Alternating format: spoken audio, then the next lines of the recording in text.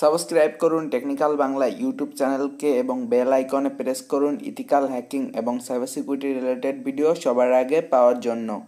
Hello বন্ধুরা, technical Bangla YouTube চ্যানেলে আপনাদের সবাইকে স্বাগতম। আমাদের কম বেশি সবার একটাই সমস্যা, যদি আমরা কালি লিনাক্সের 2017.3, 2018.1, 2018.2 ব্যবহার করে থাকি, এটা হলো রিপোজিটরি।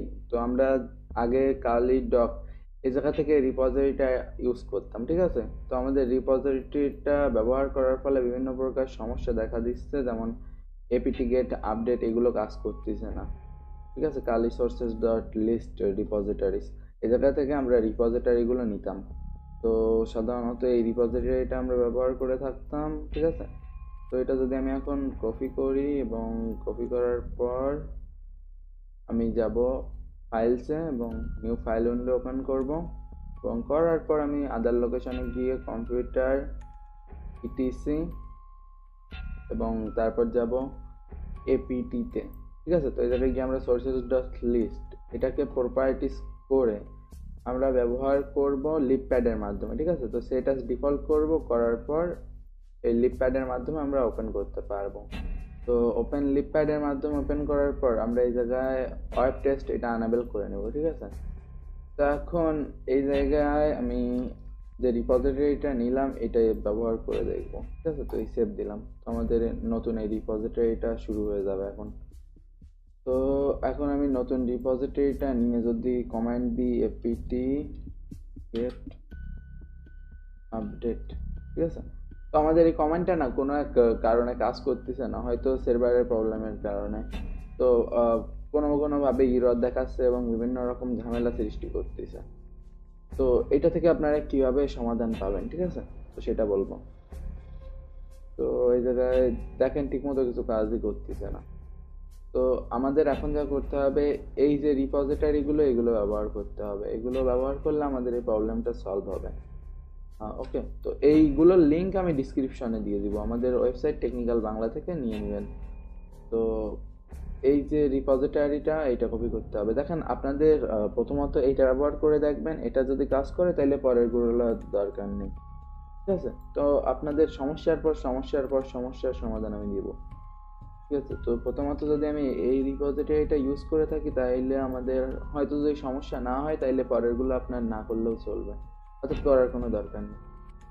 এখন যদি আমি গিয়ে কমেন্ট লিখি এপিটি গেট আপডেট, তো আমাদের কমেন্টটা কাজ করবে, কারণ এই নতুন রিপোজিটরিটার সাথে এটা ওয়ার্কেবল।